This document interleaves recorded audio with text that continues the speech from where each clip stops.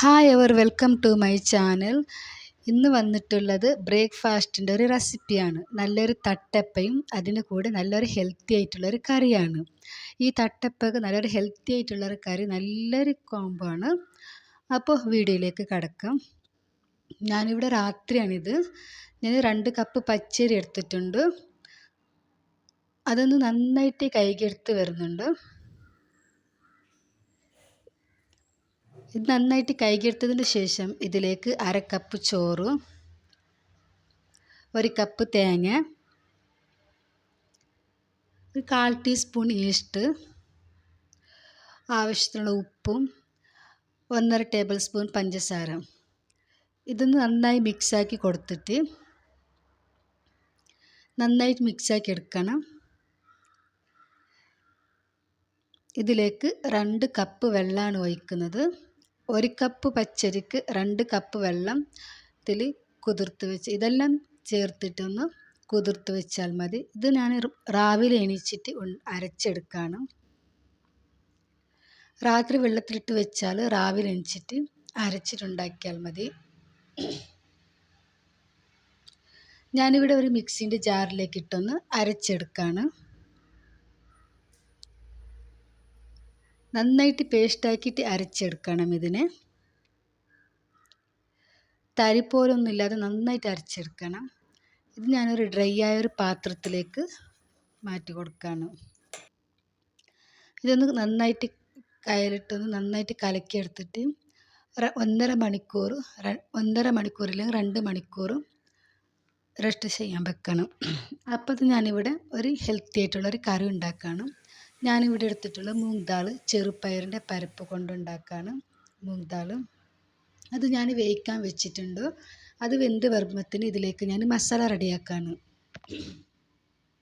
ഞാനൊരു മൺചട്ടിയിലേക്ക് 1 ടീസ്പൂൺ വെളിച്ചെണ്ണ ഒഴിച്ച് അതിലേക്ക് കടുക് ചേർത്ത് കരിവേപ്പിലൊന്ന് ഇട്ടിട്ട് പൊട്ടിച്ചെടുക്കുകയാണ്. അതിന് വേണ്ടത് ഒരു സവാള നന്നായിട്ട് ചെറുതായിട്ട് അരിഞ്ഞ സവാള.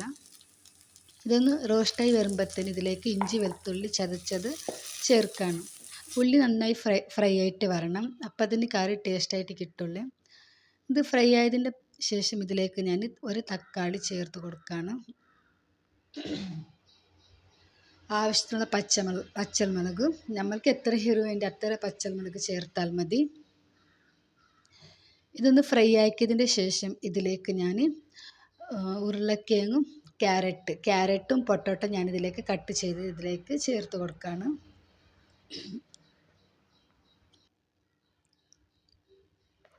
ഇതിലേക്ക് ആവശ്യത്തിനുള്ള ഉപ്പും ചേർത്ത്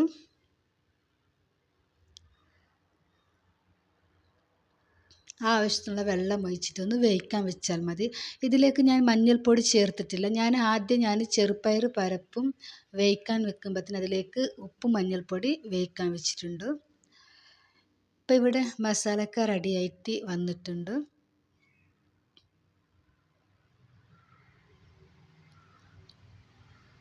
മസാല വെന്ത് വരുമ്പോഴത്തേന് ഇതിലേക്ക് ഞാൻ ചെറുപയറിൻ്റെ പരിപ്പ് വേവിച്ചിട്ട് നന്നായിട്ടൊന്ന് ഉടച്ചെടുക്കണം. നല്ല വെന്തിട്ട് നന്നായിട്ട് ഉടച്ചെടുത്താൽ മതി. നല്ല മാഷാക്കിയിട്ട് എടുത്തതിന് ശേഷം ഇതിലേക്ക് ചേർത്ത് കൊടുത്താൽ മതി. അതിലേക്ക് ആവശ്യത്തിനുള്ള വെള്ളം ചേർത്തിട്ട് ഒന്ന് മിക്സാക്കി എടുക്കണം.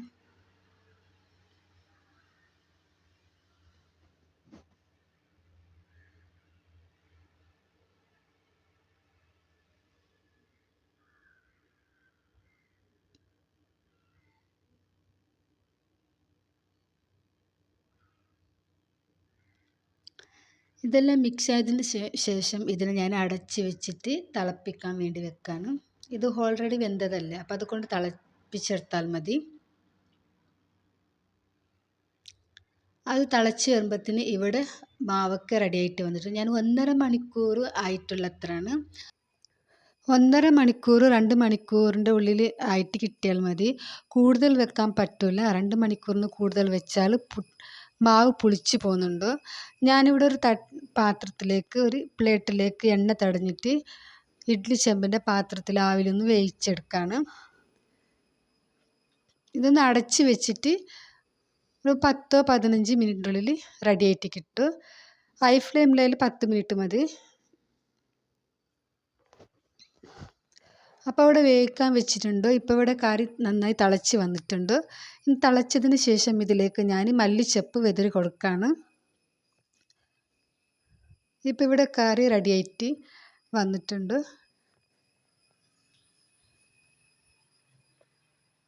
നല്ലൊരു ഹെൽത്തി ആയിട്ടുള്ള കറിയാണ്. ഇത് രാവിലെ ബ്രേക്ക്ഫാസ്റ്റിന് ഏത് അപ്പത്തിനാലും ഞങ്ങൾക്കിത് ഇഷ്ടപ്പെടും. ഇഡ്ഡലിക്കും അല്ലെങ്കിൽ തട്ടപ്പയും വെള്ളപ്പത്തിനും നല്ലൊരു കോമ്പാണിത്. നല്ലൊരു ഹെൽത്തി ആയിട്ടുള്ള കറിയാണ്. ഇപ്പോൾ ഇവിടെ കറിയൊക്കെ റെഡിയായി വന്നിട്ടുണ്ട്. കറി ഞാനിവിടെ തണുക്കാൻ വേണ്ടി വെച്ച്.